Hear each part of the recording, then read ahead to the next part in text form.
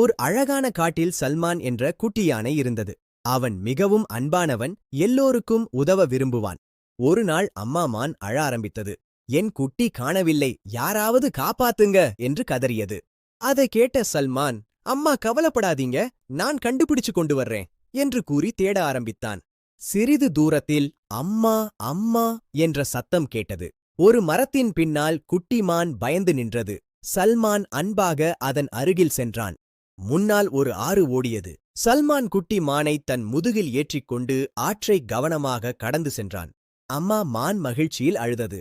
நன்றி சல்மான், நீதான் உண்மையான ஹீரோ என்று அன்போடு பாராட்டியது. மற்றவர்களுக்கு உதவுவதே உண்மையான துணிச்சல். சல்மான் காட்டின் அன்பான ஹீரோ யானையாக ஆனான். ஒரு பச்சை பசேல் காட்டில் சல்மான் என்ற ஒரு குட்டி காகம் வாழ்ந்து கொண்டிருந்தது.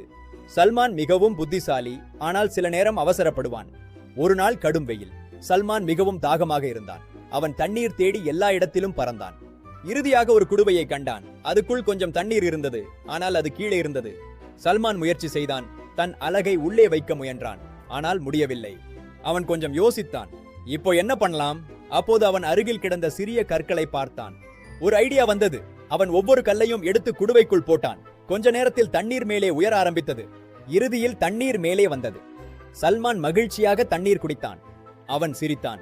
அவசரப்படாமல் யோசிச்சா எல்லா பிரச்சனையும் தீரும். புத்திசாலித்தனம் இருந்தால் எந்த சிரமத்தையும் கடக்கலாம். ஒரு பெரிய காட்டில் சல்மான் என்ற ஒரு பலமான சிங்கம் வாழ்ந்து கொண்டிருந்தது. அவன் அந்த காட்டின் ராஜா. ஒரு நாய் சல்மான் மரத்தடியில் தூங்கிக் கொண்டிருந்தான். அப்போது ஒரு சிறிய எலி அவன் மேல் ஏறி விளையாட ஆரம்பித்தது.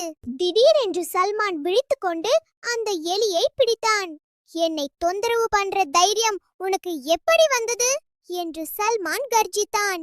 எலி நடுங்கிக் கொண்டு, மன்னிச்சிடுங்க சிங்கராஜா, ஒரு நாய் நான் உங்களுக்கு உதவி பண்ணுவேன் என்று சொன்னது. அதை கேட்ட சல்மான் சிரித்தான்.